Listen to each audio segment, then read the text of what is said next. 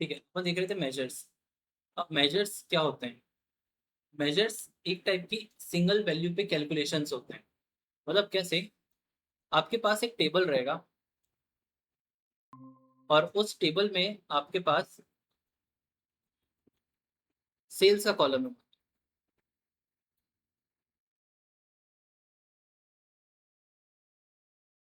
अब सेल्स का, जब आप एक टोटल सेल्स निकालोगे तो वो एक सिंगल वैल्यू ही मिलेगी आपको। ठीक है, आपने सेल्स को एज अ टोटल कैलकुलेट किया, आपको एक सिंगल वैल्यू मिली। अगर आपने कभी एवरेज ऑफ प्रॉफिट निकाला तो एवरेज ऑफ प्रॉफिट भी एक एग्जैक्टली सिंगल वैल्यू ही मिलेगी।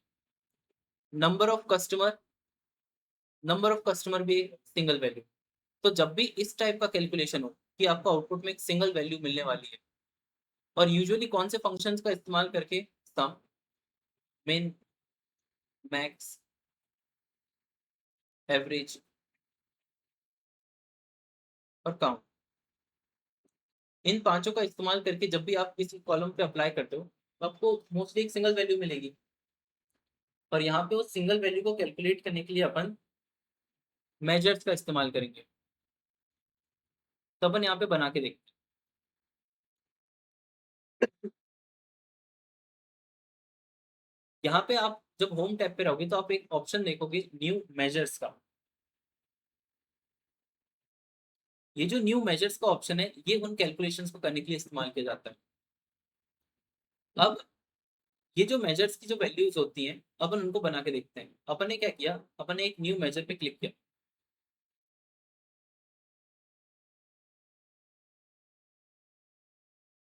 क्लिक करने के बाद अब यहाँ पे एक टेक्स्ट एडिटर ओपन हुआ है। अब इस टेक्स्ट एडिटर पे आप देखोगे तो मेजर इक्वल टू लिखा हुआ है, मतलब अब जो बन रहा है वो एक मेजर बन रहा है। तो अपन ने मेजर का नाम रखा, अब हर एक मेजर का एक नेम होगा। अपने रख दिया टोटल सेल्स और इक्वल टू टोटल सेल्स। अब बनेगा टोटल सेल्स, उसका नाम होगा। और यहाँ पे अपन सम फंक्शन का इस्तेमाल करके तो सम को यूज किया। और जिसको भी देना वो कॉलम पास करना रहेगा, तो ऑर्डर्स में से सेल्स देना है, तो ऑर्डर टेबल से अपन ने दे दिया सेल्स। और इसका ब्रैकेट क्लोज करके एंटर कर दिया। तो अब देखोगे यहाँ पे कोई सेल वगैरह तो रहता नहीं है जिसपे आप देख सको, बट मेजर आपको यहाँ पे दिख जाएगा, टोटल सेल्स। और यहाँ पे अगर आप ध्यान से देखोगे तो मेजर का एक आइकन भी थोड़ा सा डिफरेंट दिखता है, कैलकुलेटर टाइप का। इसी का यूज करके अपन इसे ट्रैक कर सकते हैं वापस से, और एडिट वगैरह करना हो तो इससे करते हैं। जैसे अब आप शीट पे जाओगे तो आप देखो कुछ भी नहीं दिख रहा। आप डेटा पे जाओगे तो डेटा पे भी कहीं पे नहीं दिखेगा मेजर वो। बट वो मेजर क्या दिखेगा, सिर्फ एक नेम की तरह यहाँ दिखेगा। इसको इस्तेमाल कैसे करते हैं? इसको इस्तेमाल करने के लिए अपन एक सिंगल कार्ड लिया और कार्ड पे रख दिया इस टोटल सेल्स को ड्रैग ड्रॉप करके।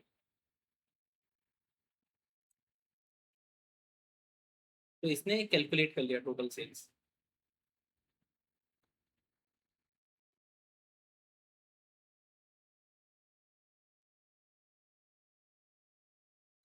अब ये जो टोटल सेल्स बना है, ठीक है, ये नॉर्मली बन रहा है। आप सोचोगे कि ये तो अपन ने अभी पहले भी बनाया था, कि जब अपन सेल्स को ड्रैग ड्रॉप करके यहाँ पे डालते हैं तो वो भी सेम ही बनता है। अपन ने सेल्स को ड्रैग ड्रॉप किया और ये बन गया। तो इन दोनों में अंतर क्या है? जब दोनों ने ही 1.36 दिया, ये अपना मेजर के थ्रू बनाए और ये बनाए अपना नॉर्मल पावर बीआई में ड्रैग ड्रॉप करके। ये क्या होता है, ये थोड़ा इजी होता है और ये थोड़े से हार्ड होते हैं इनको बनाना। इनके लिए अपने को डेक्स का इस्तेमाल करना पड़ता है, और ये नॉर्मली ड्रैग ड्रॉप से बन जाते हैं। इन दोनों में ये अंतर आता है। बाकी काम करने में दोनों सेम है। काम करने के लिए आप फिल्टर लगा सकते हो दोनों पे, काम करने के लिए स्लाइसर भी दोनों पे काम करते हैं, सब कुछ एज इट इज काम करता है। अमाउंट में भी कोई डिफरेंस नहीं है। बट इंटरनली उनमें एक डिफरेंस होता है। इनमें क्या होता है कि किसको आप कितना कंट्रोल कर सकते हो। आपके हाथ पे कंट्रोल होता है इसके ऊपर। आप इसको जैसे कैलकुलेट करना चाहो कंट्रोल कर सकते हो, बट इस पे आपके पास कंट्रोल नहीं होता। जैसे अगर मैं सेल्स के अमाउंट में मल्टीप्लाई बाय 2 करना है, तो ये जो अभी ड्रैग ड्रॉप किया ना कॉलम का यूज करके, उस पे अपन नहीं कर सकते। अपन ये जो कॉलम को ड्रैग ड्रॉप किया है, जो ये वाला बना है, इस पे 2 मल्टीप्लाई नहीं होगा। बट इस पे हो सकता है, क्यों? क्योंकि इसे फॉर्मूले के यूज करके बनाया है। तो अगर इसको मैंने फॉर्मूला ओपन किया इसका क्लिक करके और इस फॉर्मूले में इसको क्या कर दिया, मल्टीप्लाई बाय 2 कर दिया, तो अब देखो ये चेंज हो गया, बट ये चेंज करने का कोई अपने पास जरिया नहीं होता, इसलिए इन दोनों में एक डिफरेंस होता है, और इन दोनों में डिफरेंस क्या होता है वो अपन देखते हैं।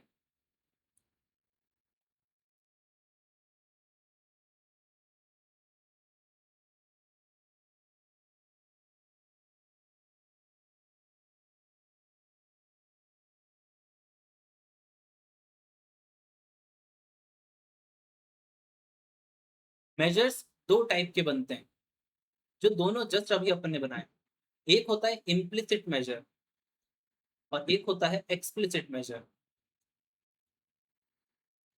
इम्प्लिसिट और एक्सप्लिसिट में अंतर क्या होता है वो अपन देखो।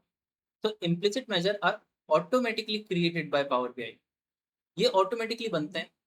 और कैसे बनते हैं, when you drag a numeric field into visualization, तो ये ड्रैग ड्रॉप करके बनते हैं, जो अपन ने अभी नॉर्मल तरीके से बनाया ना वो।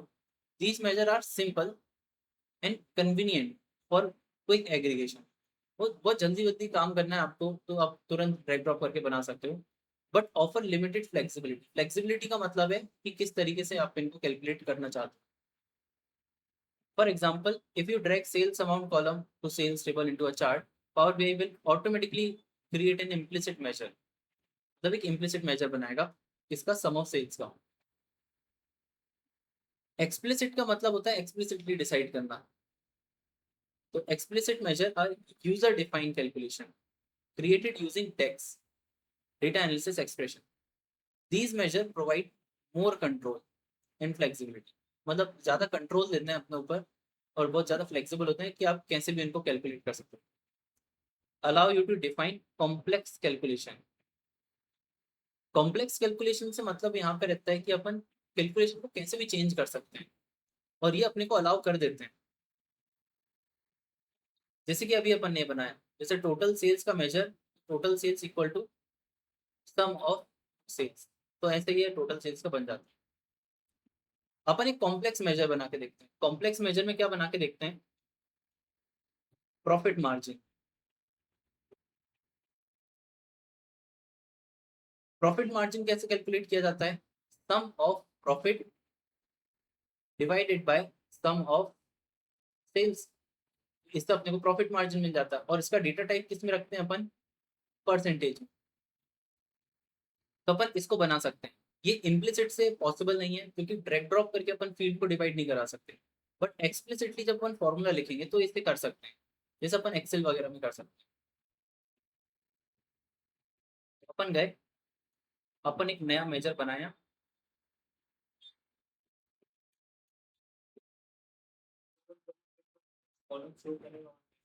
मेजर शो नहीं होता, मेजर बस यहाँ पे शो होगा। फॉर्मूला लिखने का तरीका सेम है, बट कॉलम एक कॉलम जनरेट करेगा और मेजर एक सिंगल वैल्यू जनरेट करेगा, बस ये डिफरेंस रहेगा। इसमें अपन रखते हैं इसका नाम प्रॉफिट मार्जिन। इसका फॉर्मूला क्या बनाएंगे, इस सम ऑफ प्रॉफिट, ब्रैकेट क्लोज भी करना रहेगा प्रॉफिट का, इसे डिवाइड कर दो सम ऑफ ऑर्डर्स सेल्स, और रन कर दो। रन करने के बाद ये यहाँ पे आप राइट तरफ देखना, प्रॉफिट मार्जिन बन जाएगा, ये बन गया।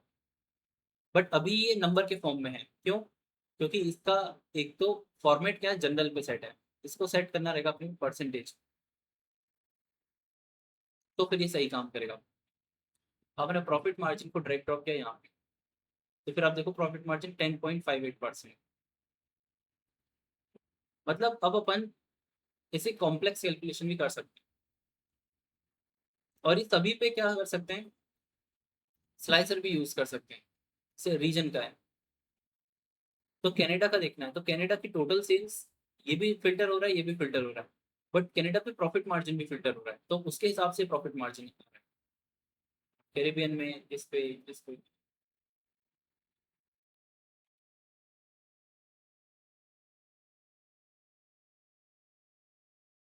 अच्छा, अभी अपन ने स्टार्टिंग करी थी ये पता करके कि मेजर क्या होते हैं, सिंगल वैल्यू होते हैं, बट ये जरूरी नहीं है कि हमेशा ही सिंगल वैल्यू रहे। जब उनको फिल्टर कॉन्टेक्स्ट मिलता है, मतलब कोई ऐसा डेटा जिसमें अलग अलग कैटेगरीज हों, जैसे मैंने डाल दिया यहाँ पे कैटेगरी को, तो अब मेरे पास तीन कैटेगरी है, तो प्रॉफिट मार्जिन लिमिटेड एक सिंगल वैल्यू पे नहीं रहेगा। प्रॉफिट मार्जिन को जब आप ड्रैग ड्रॉप करोगे तो वो हर एक वैल्यू के लिए अलग कैलकुलेट करेगा, कि फर्नीचर पे 5% का प्रॉफिट मार्जिन चलता है, ऑफिस पे 14% का, और टेक्नोलॉजी पे 12%। ठीक है, तो ऑटोमेटिकली इसके बेस पे वो क्या करेगा, कैलकुलेशन अपनी एडजस्ट कर लेता है।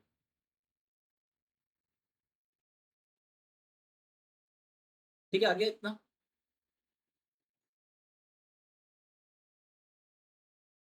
तो अगर अपने को टोटल प्रॉफिट का बनाना है,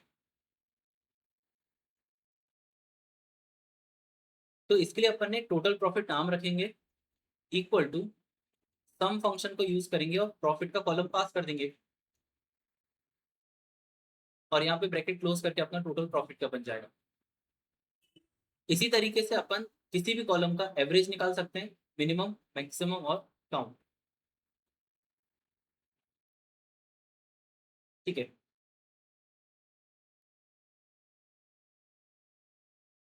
यहाँ पे अपन जो काउंटिंग होती है उसमें अलग अलग चीजें आप काउंट कर सकते हो। पहला तो नंबर ऑफ कॉलम काउंट करना है, मतलब उस पर्टिकुलर कॉलम में कितनी वैल्यू प्रेजेंट है, तो वो सिंपल काउंट करता है। अगर कभी काउंटिंग आपको वो करना है कि कितने सेल्स ब्लैंक है वहां पे, तो फिर एक फंक्शन यूज करना आप, काउंट ब्लैंक। इसके अंदर जो भी कॉलम आप पास करोगे उस कॉलम की सिर्फ ब्लैंक वैल्यू को ही काउंट करेगा ये। अब ये वाला फंक्शन देखना है, डिस्टिंक्ट काउंट है, काउंट डिस्टिंक्ट। डिस्टिंक्ट काउंट,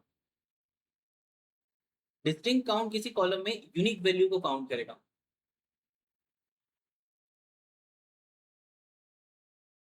सिर्फ और सिर्फ यूनिक वैल्यू। जैसे किसी कैटेगरी पे अप्लाई करें, तो कैटेगरी में तीन वैल्यू है तो सिर्फ तीन देगा। और एक चौथा होता है काउंट रोज। काउंट रोज टेबल लेता है, और जो भी टेबल लेगा वो उसकी रो को काउंट करेगा कितनी रो है। तो ये किसी कॉलम पे काम नहीं करता, ये पूरे पूरे टेबल पे काम करता है। तो अपन इन सबको अप्लाई करके देखते हैं।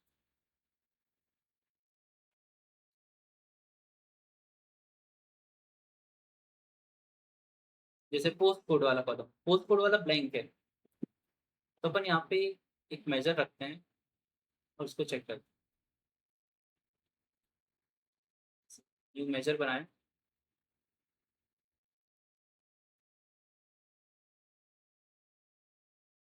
पहला वाला बनाते हैं काउंट वाला, simple count, count of any column. तो कस्टमर आईडी को ही काउंट कर लिया अपन ने।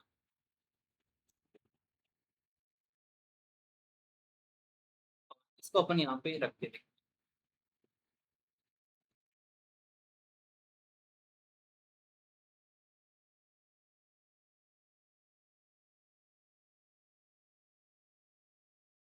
अब थोड़ी सी दिक्कत है यहाँ पे, ये डेसिमल्स में नहीं दिखा रहा, इसमें अपन डेसिमल्स बढ़ा दें।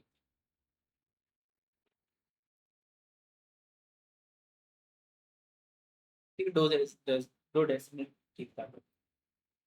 तो जो काउंट फंक्शन था वो क्या कर रहा है, वैल्यूज को काउंट कर रहा है। अब 548,000 ये सारी रोज थी, मतलब इतनी कस्टमर आईडी प्रेजेंट है।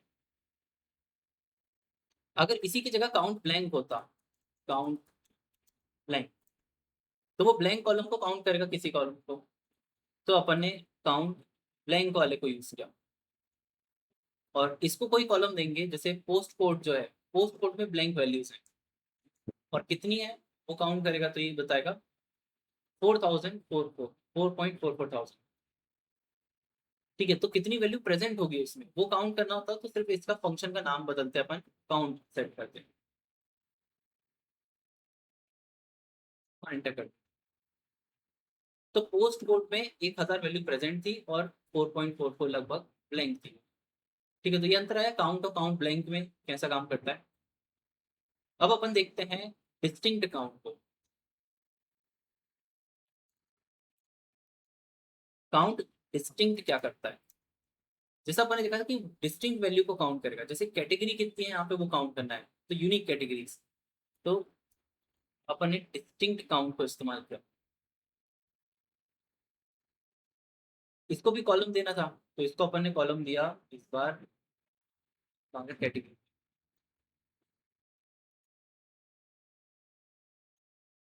तो फिर सिर्फ 3 कैटेगरी थी, ठीक है।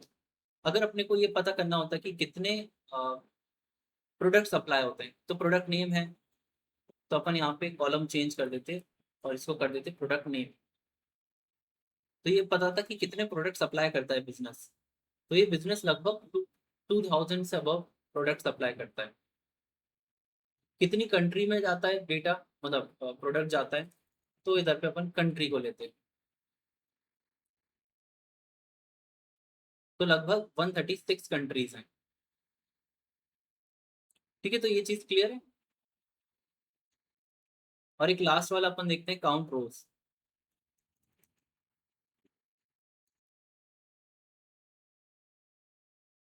काउंट रोज को अपन जब इस्तेमाल करेंगे तो वो टेबल ले, तो टेबल अपन देंगे ऑर्डर से। आप देखोगे कॉलम सजेस्ट नहीं हो रहा है, क्यों? क्योंकि इसको कॉलम की जरूरत नहीं रहती। तो 5.48 थाउजेंड कॉलम्स थे यहाँ पे।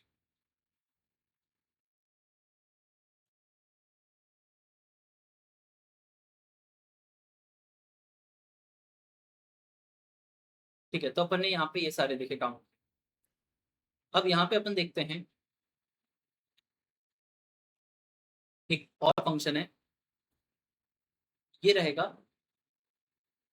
सम एक्स।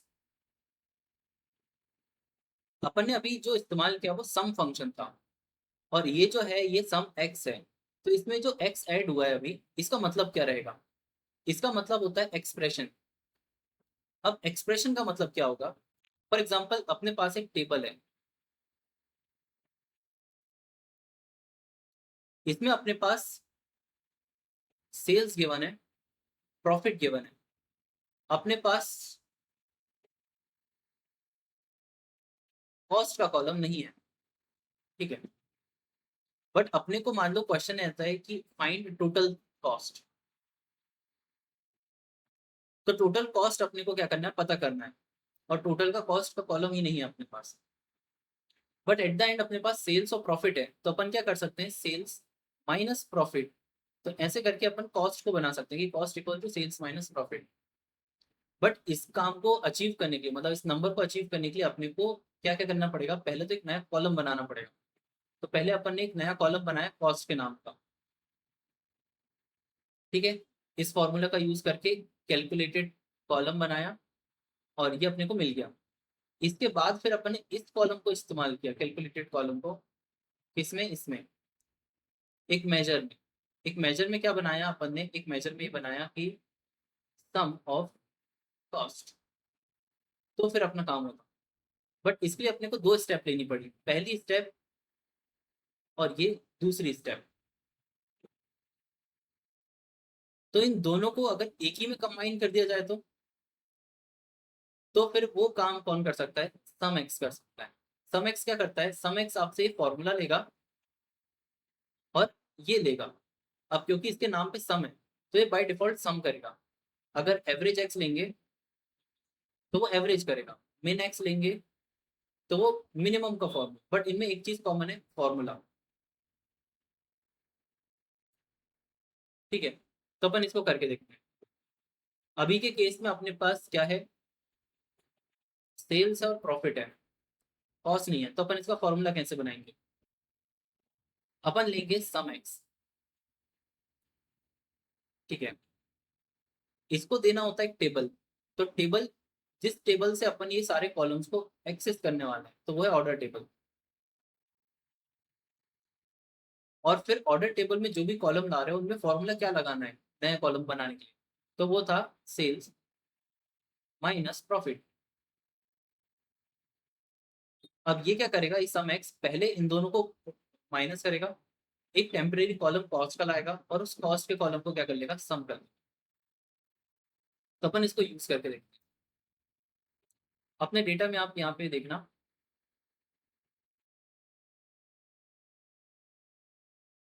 डेटा का इंडेक्स, सेल्स का कॉलम प्रेजेंट है, प्रॉफिट का है, बट कॉस्ट कहीं पे भी नहीं है। ये जितने भी न्यूमेरिकल कॉलम है वहाँ पे कॉस्ट नहीं है, शिपिंग कॉस्ट है बट टोटल प्रोडक्ट कॉस्ट नहीं है।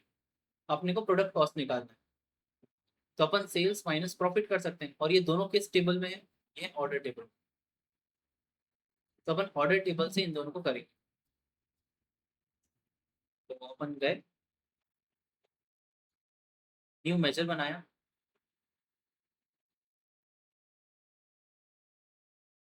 और इसका नाम रखा टोटल कॉस्ट। और यहाँ पे अपन ने यूज किया सम के साथ एक्स वाले वर्जन। और जैसे यूज किया यहाँ पे आप देखोगे टेबल और एक्सप्रेशन, टेबल मतलब टेबल, एक्सप्रेशन मतलब कैलकुलेशन। ऑर्डर्स टेबल, और एक्सप्रेशन क्या है, ऑर्डर्स में से सेल्स माइनस ऑर्डर्स का प्रॉफिट। तो ये अपना फॉर्मूला हो गया।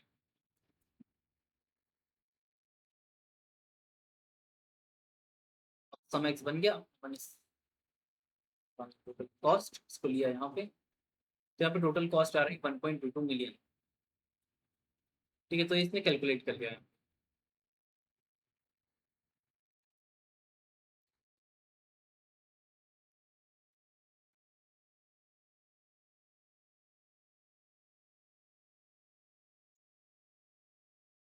अगर आपको फॉर्मूले में ऐसा मिलता है कि नहीं, शिपिंग कॉस्ट तो ऐसा है कि ये प्रोडक्ट कॉस्ट है, शिपिंग कॉस्ट मोस्टली होता है कि कस्टमर बेयर करता है।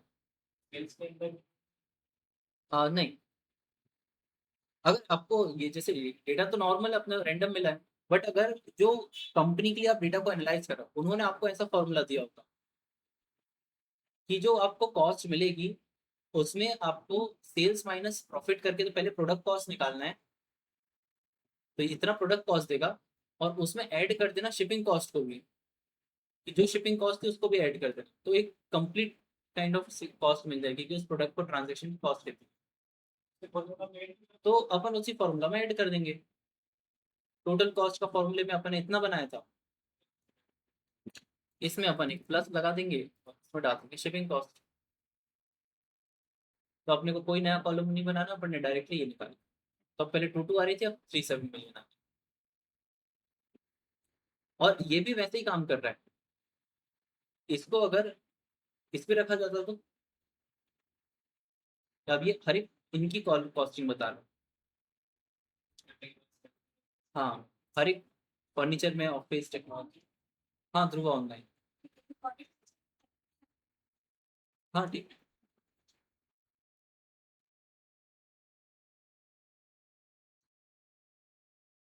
ठीक है, आया आपको कि कैसे सम एक्स क्या करता है। सबका फॉर्मूला सब कुछ सेम है, इतना पार्ट सब में सेम रहेगा कि एक फॉर्मूला होगा और एक टेबल होगा, बाकी बस फंक्शन का नाम बदलेगा। यहाँ पे आपका एवरेज एक्स हो जाएगा, एवरेज एक्स वो इस कॉलम का एवरेज निकालेगा, मिन एक्स मिनिमम निकालेगा, मैक्स एक्स मैक्सिमम निकालेगा। हालांकि इन तीनों का इतना ज्यादा यूज नहीं होगा, अगर हुआ तो इसका यूज होगा, नहीं तो इसका भी इतना ज्यादा नहीं।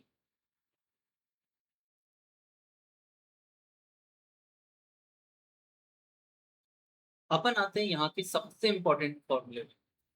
ये जो फंक्शन है, ये फंक्शन पूरे पावर बीआई के डेक्स का सबसे इंपॉर्टेंट फंक्शन में से एक है। इसका नाम है कैलकुलेट।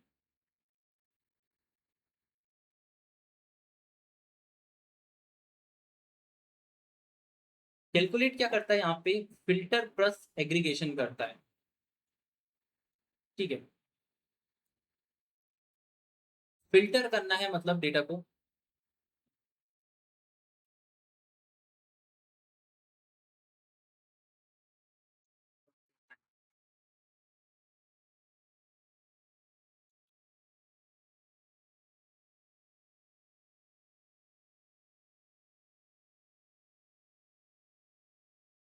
अपने को क्या करना है, डेटा को फिल्टर करना है, फिल्टर एंड देन डेटा को एग्रीगेट करना है। मतलब कि मान लो पूरा डेटा है, और ये दो रीजन्स का है, एक ईस्ट रीजन का है और एक वेस्ट रीजन का है। अगर अपन टोटल सेल्स लगा देते हैं तो टोटल सेल्स क्या करता है, इस पूरे का टोटल निकाल लेगा। बट कभी सिर्फ ईस्ट रीजन का टोटल चाहिए हो तो अपने को एक फिल्टर लगाना पड़ेगा किस पे, कि रीजन क्या होना चाहिए, ईस्ट होना चाहिए, तो फिर वो उसका टोटल करेगा। तो ये फिल्टर प्लस एग्रीगेशन की सम भी लग जाए और फिल्टर भी लग जाए, वो कौन हैंडल करता है, वो अपना कैलकुलेट करता है। अब कैलकुलेट के अंदर इस्तेमाल कैसे करना है कैलकुलेट को, अपन ने ये एक मेजर बनाया, टोटल सेल्स इन ईस्ट रीजन इक्वल, तो इसमें अपन बनाते कैलकुलेट। कैलकुलेट के अंदर दो आर्ग्यूमेंट है, पहला सम फंक्शन, मतलब पूरा का पूरा फंक्शन इसके अंदर आ जाएगा कि सम करना है किसका, सेल्स का। फिर कर दो टोटल सेल्स और एक फिल्टर लगा देना, ये बाकी के जो ऑप्शन होते हैं फिल्टर 1 2 3 जितने फिल्टर लगाना उतने लगा दो। अपना रहेगा कि रीजन इक्वल्स ईस्ट, हाँ कंट्री इक्वल्स टू इंडिया, तो ऐसे कर सकते हैं। हाँ, ईस्ट में फर्नीचर का ट्रांजेक्शन चाहिए होता तो फिर अपन इसको ना लगाते, अभी एंड नहीं करते इसको, अपन इस फॉर्मूले को एक्सटेंड करते थोड़ा सा। और फॉर्मूले को कैसे एक्सटेंड करते, एक फॉर्मूला लगाते हैं, ये फिल्टर 1 है और फिल्टर 2 लगाते हैं। कौन सा, कि फर्नीचर का ही देखना था, तो कैटेगरी उस फर्नीचर, और फिर ब्रैकेट क्लोज। तीसरा फिल्टर होता तो कॉमन लगा के तीसरा, तो फिर क्या करता है, ईस्ट रीजन के फर्नीचर का ही डेटा लाएगा। तो अपन इसको ट्राई करके देखते हैं, ठीक है।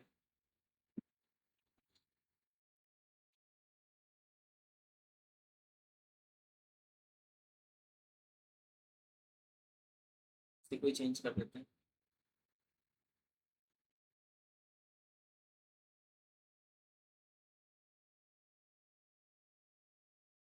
ठीक है।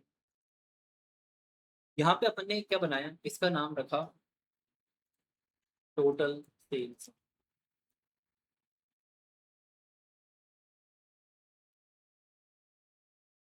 यहाँ पे देखना पड़ेगा रीजन वगैरह है कि नहीं।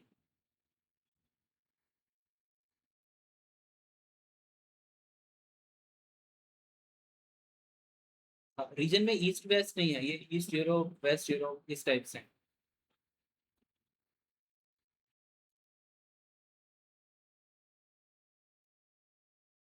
ठीक है, अपन फर्नीचर कैटेगरी की ले लेते हैं और कंट्री में ले लेते हैं इंडिया, कि इंडिया में फर्नीचर कितने सेल। पहले इंडिया की सेल्स देखेंगे, फिर इंडिया प्लस फर्नीचर की सेल्स देखते हैं। तो अपन ने क्या किया,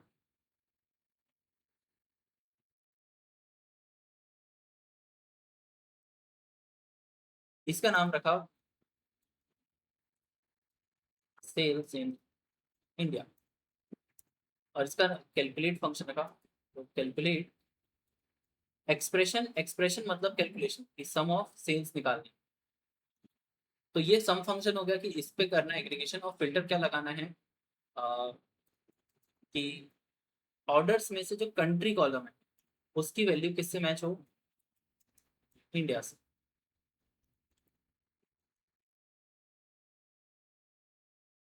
तो जैसे ही अपन ने किया, ये इसने कैलकुलेट करके दे दिया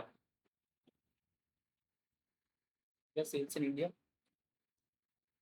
तो इसने क्या किया, टोटल सेल्स तो 1 पॉइंट कुछ कुछ मिलियन थी, बट सिर्फ और सिर्फ टोटल सेल्स निकली है इस कंट्री इंडिया। तो ये अपने को क्या मिल रहा है, सेल्स इन इंडिया 58,340।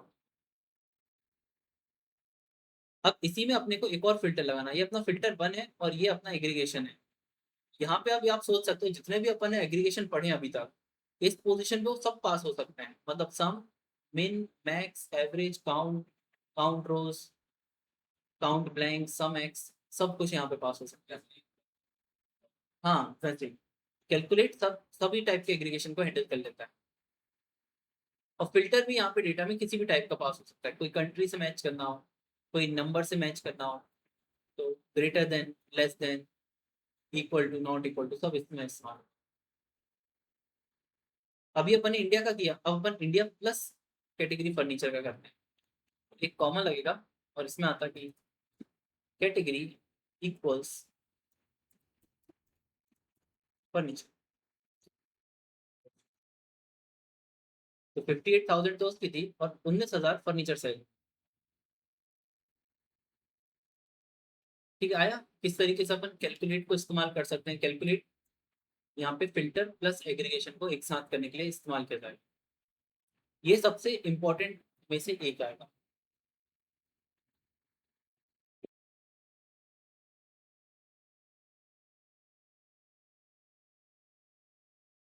ठीक है, अब डेक्स का अपन एक आखिरी वाला देखते हैं।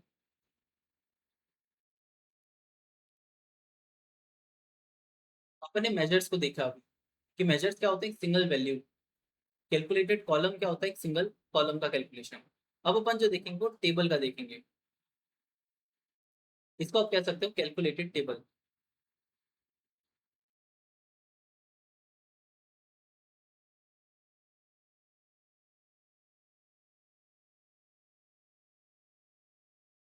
टेबल में जो टेबल अपन बनाने जा रहे हैं वो सबसे इंपॉर्टेंट एक्स्ट्रा मतलब एडिशनल टेबल में से एक आता है। इसका नाम रहता है डेट टेबल।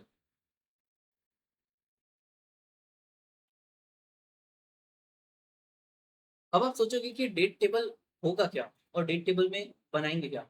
जैसा इसका नेम है, इसके अंदर सिर्फ डेट होंगी। अब मेन होता है कि ये टेबल अपन बनाते क्यों है। तो अपन बना तो लेंगे एक ऐसा टेबल जिसमें डेट्स होंगे, बट उसका पर्पस क्या है, उसका यूज क्या है यहाँ पे। पावर बीआई में अपन को एक चीज पता है कि पावर बीआई में एक फाइल पे भी डेटा आ सकता है और मल्टीपल फाइल में भी डेटा आ सकता है। मान लो एम्प्लॉय का डेटा आया, कस्टमर का डेटा आया।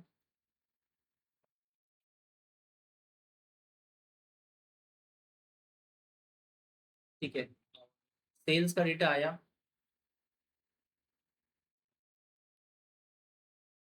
अब एम्प्लॉय, जब जब एम्प्लॉय आ रहा था जा रहा था उसकी डेट थी।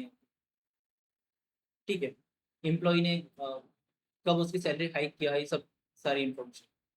कस्टमर कब रजिस्टर कर रहा है तो उसकी डेट यहाँ पे लिखी हुई है। सेल्स कब हो रही है उसकी डेट यहाँ पे लिखी हुई है।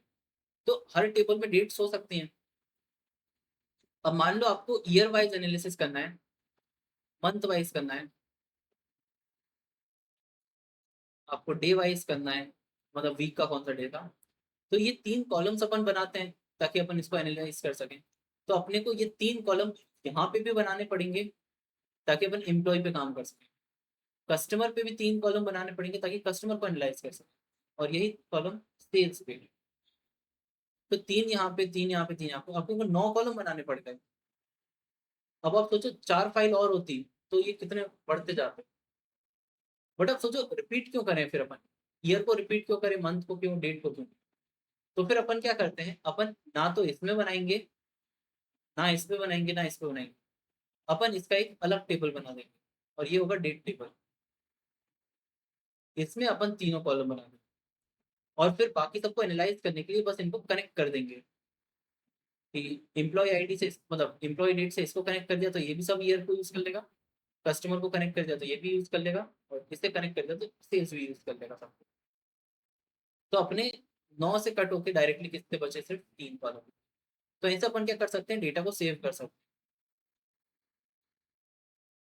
मतलब फालतू में इतना सारा डेटा क्यों स्टोरेज अपन खराब करें। तो अपन देखते हैं कैलेंडर मतलब डेट टेबल कैसे बनाते हैं। डेट टेबल बनाने के लिए अपन कैलेंडर फंक्शन का यूज करेंगे।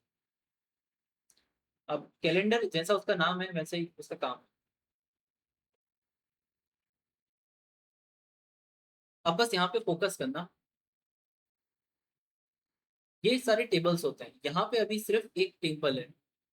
अपन जब डेट टेबल बनाएंगे तो यहाँ पे अपने को एक दूसरा टेबल ऐड मिलेगा और उसका नाम रखना है अपने को डेट टेबल। कुछ लोग उसे डायमेंशन डेट भी कहते हैं।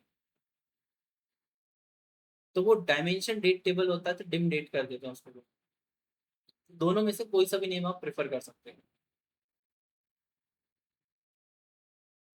इस बार टेबल टूल पे जाके अपन कौन सा ऑप्शन को लेंगे, इस बार अपने को लेना है इस ऑप्शन को, न्यू टेबल। ठीक है,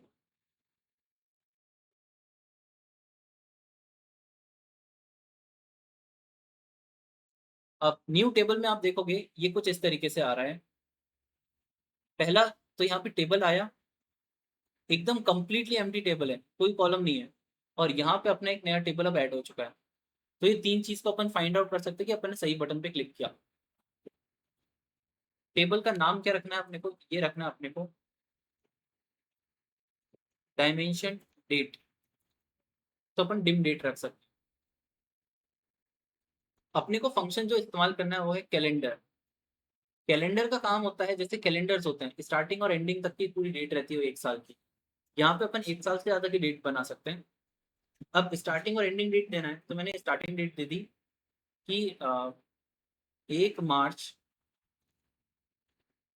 2015, ये शुरुआत है, और एंडिंग क्या है, 4/7/2015। मेरे जितने भी ट्रांजेक्शन हुए थे वो इन 2 तारीख के बीच में हुए। जो भी बिजनेस की वर्किंग हुई वो इस डेट से बीच की थी। तो इसने आपको देखो कहाँ से बनाई, 3/1। अच्छा, इससे डेट का फॉर्मेट ऐसा करते हैं कि डेट मंथ पर ईयर। नहीं, इसने क्या कर दिया है,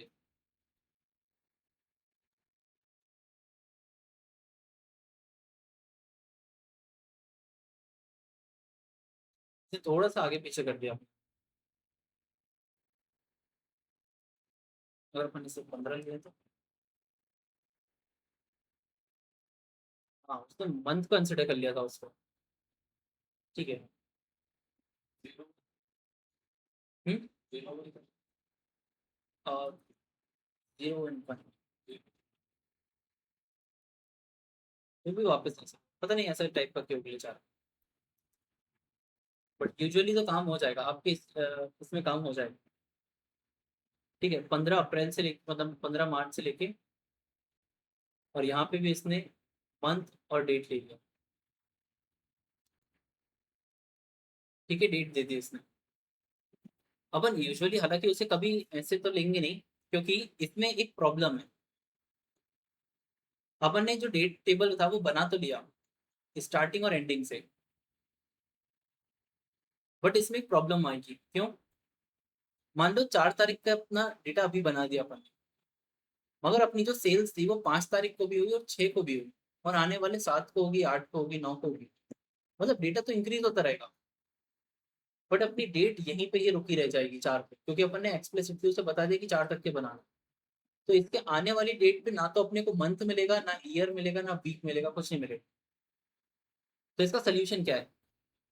इसका सोल्यूशन है कि क्यों ना अपन स्टार्टिंग डेट डेटा से दें इसको, कि डेटा से खुद फाइंड करें, और एंडिंग डेट भी डेटा से ही फाइंड करें, कि आज 5 है तो 5 दिखे, कल को 9 हो जाएगी तो 9 भी दिखनी चाहिए यहाँ।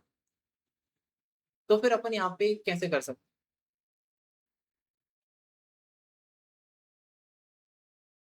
आप एक्सेल से एक चीज से फेमिलियर हो, अगर किसी कॉलम में अपनी डेट है, तो स्टार्टिंग डेट कौन सा फंक्शन ढूंढ सकता है? हाँ, हाँ, ये थोड़ा सा काइंड ऑफ आप लगा रहे फिल्टर से करते, तो फिल्टर भी मैनुअली हो जाएगा। फिल्टर देख के आपको डेट तो दिख जाएगी, बट एंटर तो अपने को मैनुअली करना पड़ेगा। अपन ने एक्सेल में एक फंक्शन देखा था, ये फंक्शन है मिन फंक्शन। क्योंकि डेट नंबर के फॉर्म में होती है, तो मिनिमम सबसे स्टार्टिंग डेट देगा, मिनिमम ऑफ डेट, तो अपने को मिल जाएगी स्टार्टिंग। और वैसे ही अपने को मैक्सिमम डेट क्या देगा, ये देगा एंडिंग डेट।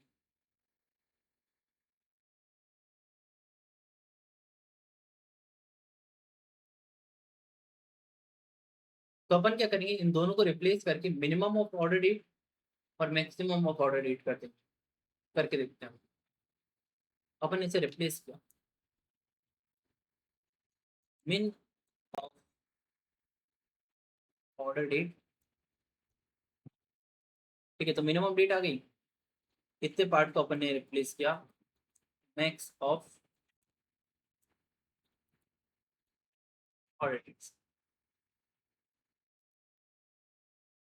तो अब अपने को स्टार्टिंग डेट कौन देगा, इतना फंक्शन मिन ऑफ ऑर्डर, ये स्टार्ट देगा, और max of order date end देगा। मैंने इसे रन किया, और अब आप देख सकते हो 1 जनवरी 2012, ना तो अपने डेट ढूंढी, इसने अपने आप ढूंढ लिया और लिख दी। और आखिरी तारीख कब दी इसने? इसने कुछ आखिरी दी है 31 दिसंबर 2015। अब डेटा बढ़ते जाएगा, मैक्स फंक्शन की डेट चेंज होती जाएगी और अपना कैलेंडर भी आगे बढ़ते जाएगा। अब बस करना क्या होता है, अब करना ये होगा कि अपन ऑर्डर टेबल, एम्प्लॉय, कस्टमर, इन सब पे डेट ईयर नहीं निकालेंगे, अपन इसी टेबल में निकाल लेंगे। तो अपन एक न्यू कॉलम बनाया, इसका नाम रख दिया ईयर। और हाँ, इस बार अपन डिम डेट से डेट लेंगे। ठीक है आए।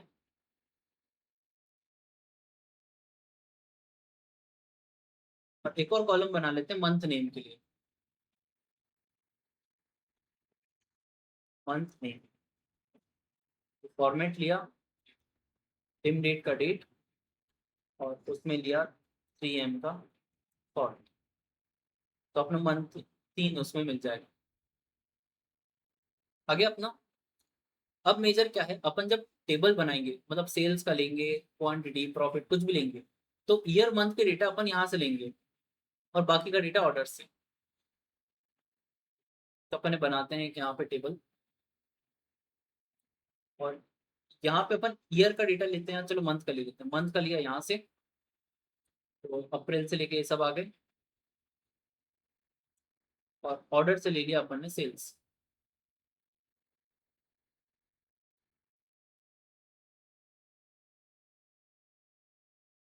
बट अब इसने ये क्या कर दिया, ये बता रहे कि अप्रैल में, देखा ये वाली दिक्कत अपने में एक साथ हुई थी। क्या दिक्कत हो रही है, अभी सिर्फ टेबल बना है, अभी ये टेबल से कनेक्ट नहीं हुआ। जैसे ही कनेक्ट होगा उसके बाद अपन इन दोनों टेबल को इस्तेमाल कर पाएंगे। तो अपने डेटा मॉडल में प्रॉब्लम है, तो अपन क्या गए, डेटा मॉडल पे गए और डायमेंशन डेट और ऑर्डर, इन दोनों का डेट कॉलम को फाइंड किया जो दोनों में सिमिलर है, और इसको एक दूसरे के ऊपर पर ट्रैक करके ड्रॉप कर।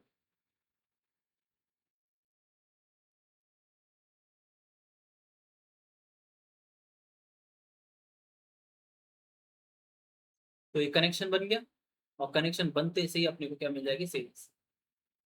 इससे अपने को पता चल गया कि सितंबर के महीने में सबसे ज्यादा सेल्स हुई है और फेब में सबसे कम।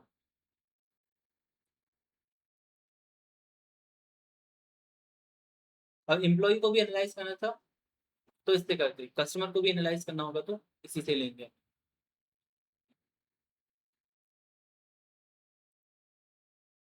ठीक है, तो ये रहता है एक कैलेंडर फंक्शन। बाद में फिर आप इसके अंदर ये तीनों सबको इस्तेमाल करके एक नए नए कॉलम बनाते हो।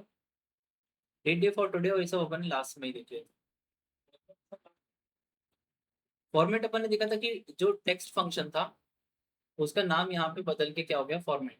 ये आपका टेक्स्ट फंक्शन है, मतलब वही DDMMYY करके जो आप कोड करके डेट को फॉर्मेट करते हो ना, पहले डेट दो और फिर फॉर्मेट। फॉर्मेट में अपन D देते हैं, M देते हैं, Y देते हैं। हाँ, और ये एक्चुअल में टेक्स्ट फॉर्मेट में देगा।